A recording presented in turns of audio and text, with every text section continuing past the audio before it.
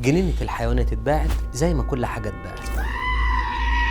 انتوا عارفين اتباعت لمين؟ طب عارفين اتباعت ازاي؟ تعالوا انا اقول لكم. جنينة الحيوانات اتفتحت يوم 1 مارس 1891. لو هنتكلم عليها مش هنخلص، لان فيها شجر وفيها زرع، حاجات من انظر الانواع اللي موجودة في العالم.